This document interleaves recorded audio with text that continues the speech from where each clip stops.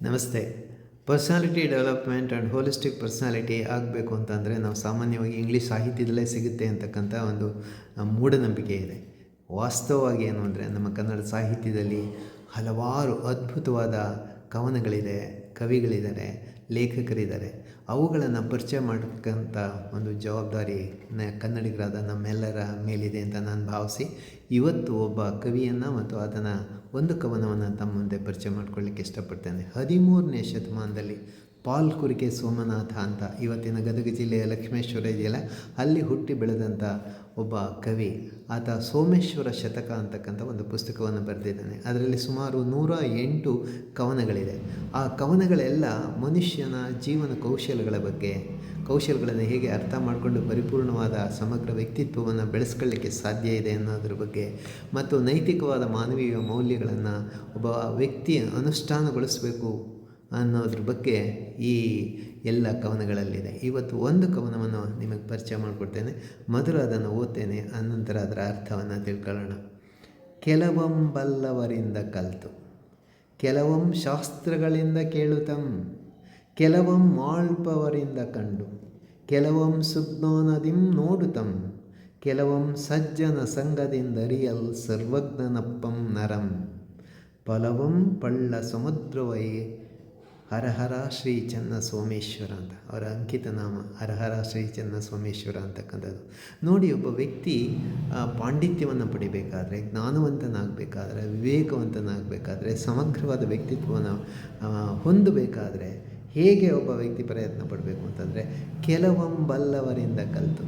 ಒಂದೊಂದು ವಿಷಯದಲ್ಲಿ ಒಬ್ಬೊಬ್ಬರು ಅಪಾರವಾದ ಆಳವಾದ ಪಾಂಡಿತ್ಯವನ್ನು ಹೊಂದಿರ್ತಾರೆ, ಪ್ರಭುತ್ವವನ್ನು ಹೊಂದಿರ್ತಾರೆ. ಅವರ ಜೊತೆ ನಾವು ಮಾತನಾಡಿ ಅವರ ಪುಸ್ತಕಗಳನ್ನು ಓದೋದ್ರ ಮುಖಾಂತರ ಆ ಜ್ಞಾನವನ್ನು ಪಡಿಬೇಕು ಅಂತ. ಕೆಲವೊಂ ಶಾಸ್ತ್ರಗಳಿಂದ ಕೇಳುತ್ತಂ, ಕೆಲವು ಪುಸ್ತಕಗಳಿರ್ತವೆ. ಆ ಪುಸ್ತಕಗಳನ್ನು ಓದೋದ್ರ ಮುಖಾಂತರ ಅಥವಾ ಅವರ ಪ್ರವಚನಗಳನ್ನು ಕೇಳೋದ್ರ ಮುಖಾಂತರ ಜ್ಞಾನವಂತರಾಗಬೇಕು. ಚರ್ಚೆ ಸಂವಾದದಿಂದ ಪಾಂಡಿತ್ಯ ಬೆಳೆಯುತ್ತೆ, ಅನುಮಾನಗಳು ಬಗೆಹರಿಸುತ್ತೆ ಅನ್ನೋದು. ಕೆಲವು ಮಾಳ್ಪವರಿಂದ ಕೆಲವು ಸಾರಿ ನಾವು ಸ್ವತಃ ಅನುಭವಿಸಿ ಕಲಿಬೇಕಾಗತ್ತೆ. ಕಾಯಕವೇ ಕೈಲಾಸ, ಕಾಯಕ ಮಾಡಿ ಕಲಿಬೇಕಾಗತ್ತೆ, ಕಷ್ಟವನ್ನು ಪಟ್ಟು ತಿಳ್ಕೋಬೇಕಾಗತ್ತೆ. ಹಾಗೆ ಆಳವಾದ ಪಾಂಡಿತ್ಯವನ್ನು ಪಡಿಬೇಕು ಅಂತಂದರೆ ಅನುಭವ ಇರಬೇಕು. ಹ್ಯಾಂಡ್ಸ್ ಆನ್ ಎಕ್ಸ್ಪೀರಿಯನ್ಸ್ ಅಂತೀವಲ್ಲ, ಕೈನೆಸ್ಥೆಟಿಕ್ ಲರ್ನಿಂಗ್ ಅಂತ ಇರೋದು, ಅದು ಇರಬೇಕು ಅನ್ನೋದನ್ನು ಅವತ್ತೇ ತಿಳಿಸಿದ್ದಾರೆ. ಕೆಲವೊಂದು ಸುಜ್ಞಾನದಿಂದ ನೋಡುತ್ತಂ, ಕೆಲವನ್ನು ಅತ್ಯಂತ ಎಚ್ಚರಿಕೆಯಿಂದ ಅವಲೋಕನವನ್ನು ಮಾಡಬೇಕು ಅಂತಕ್ಕಂಥದ್ದು. ಹಾಗೆ ಮಾಡುವಂಥ ಸಂದರ್ಭದಲ್ಲಿ ನಾವು ಲೋಕಜ್ಞಾನವನ್ನು ಪಡೀಲಿಕ್ಕೆ, ದೇಶವನ್ನು ನೋಡಿ ತಿರುಗಲಿಕ್ಕೆ, ಕೋಶವನ್ನು ಓದೋದ್ರ ಜೊತೆಗೆ ದೇಶ ನೋಡುವಂಥ ಸಂದರ್ಭದಲ್ಲಿ ನಾವು ನೋಡೋದ್ರ ಮುಖಾಂತರ, ಅವಲೋಕನ ಮಾಡೋದ್ರಿಂದ ಜ್ಞಾನವಂತರಾಗಲಿಕ್ಕೆ, ಜ್ಞಾನವನ್ನು ಪಡೀಲಿಕ್ಕೆ ಸಾಧ್ಯ ಆಗುತ್ತೆ. ಕೆಲವೊಂದು ಸಜ್ಜನ ಸಂಘದಿಂದ ರಿಯಲ್ ನೋಡಿ. ಅಷ್ಟೇ ಅಲ್ಲ, ನಮ್ಮ ಸುತ್ತಮುತ್ತ ಯಾರು ಪಾಂಡಿತ್ಯವನ್ನು ಪಡೆದಿರ್ತಾರೆ ಅವರ ಸಜ್ಜನರ ಸಂಘ ಬೇಕು, ಸತ್ಸಂಗ ಬೇಕು. ಆ ಸತ್ಸಂಗದ ಮುಖಾಂತರ ನಮ್ಮ ಚರ್ಚೆ ಮತ್ತು ತಿಳುವಳಿಕೆ ಹೆಚ್ಚಿನ ಮಟ್ಟಕ್ಕೆ ಹೋಗಲಿಕ್ಕೆ ಸಾಧ್ಯ ಆಗುತ್ತೆ. ಯಾವುದೇ ಅನುಮಾನಗಳನ್ನು ಬಗೆಹರಿಸ್ಕೊಳ್ಳಿಕ್ಕೆ ಸಾಧ್ಯ ಆಗುತ್ತೆ ಅನ್ನೋದನ್ನು ಭಾಳ ಸರಳವಾಗಿ, ನೇರವಾಗಿ ಈ ಕವಿ ನಮಗೆ ತಿಳಿಸ್ತಾ, ಹಲವಾರು ವಿಷಯಗಳ ಸಂಗ್ರಹ ಮಾಡಿದಾಗ ಪಾಂಡಿತ್ಯ ಸಿಗುತ್ತೆ.